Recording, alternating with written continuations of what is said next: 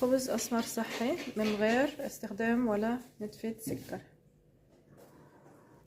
لنعمل الخبز الصحي، الخبز البني، بدنا أكيد طحين أسمر وملح وكيس خميرة اللي هو 11 جرام خميرة.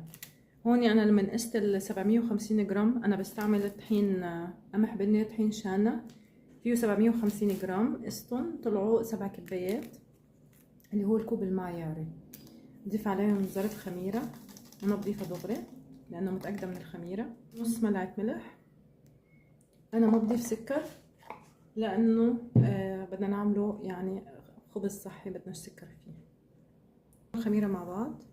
أول شي بدنا نضيف كباية مي، بسم الله، ونشوف قديش بيحتاج معنا. كل نوع دقيق، كل نوع طحين وله كمية. بسم الله، نضيف له بعد كباية، نضيفها بالتدريج. بسم الله بسم الله. هيك ضفت الكباية الثانية كلها. بصراحة شلحت الكفوف، يعني ايدينا نضاف، ما بعرف اعمل شو فيهم العجينة. هيك انا ضفت لهم بعد نص كباية مي، يعني اخذوا معنا تقريبا بسم الله 600 ملي مي. 3 كبايات الا ربع من هو الكوب المعياري.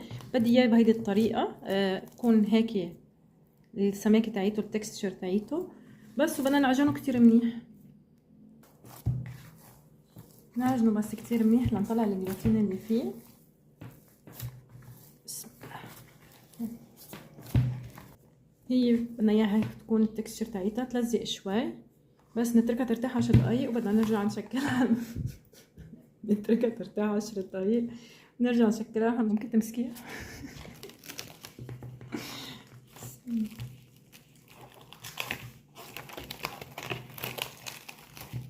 بس وبنغطيها ونتركها ترتاح 10 دقايق. بسم الله، ما بعرف ليه مش بقى مصرة ما تسكر. بس بنسويه صح. بسم الله.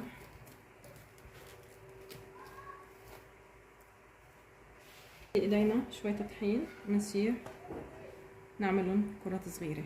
بسم الله.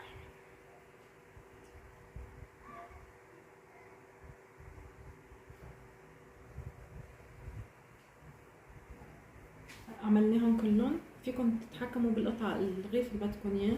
بنغطيهم وبنبلش باول وحده عملنا فيها، بنمسحها وننظفها منيح وبنفرش عليها لانه بدنا نمد عليها. لا، بنبلش باول واحد اللي عملنا فيه.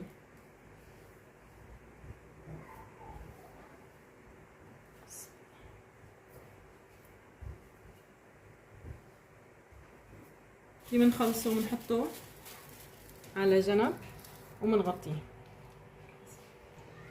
بسم الله.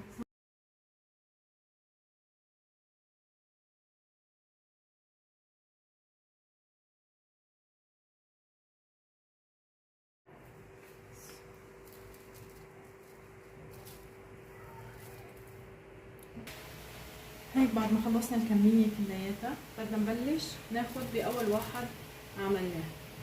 هونيك احنا محميين هيدا. بسم الله.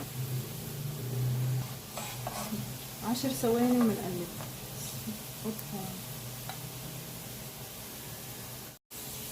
اعمل معكم واحد تاني. بسم الله. ودغري بنغطيه. بسم الله. بنقلب.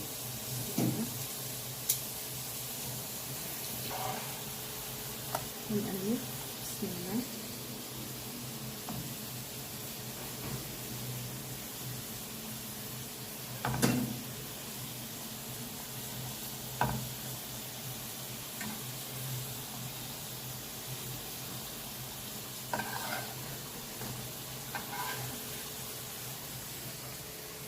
حبيتوا المحتوى اللي عم بقدمه، بليز ما تنسوا تدعموني بالسبسكرايب وتعملوا لايك وشير.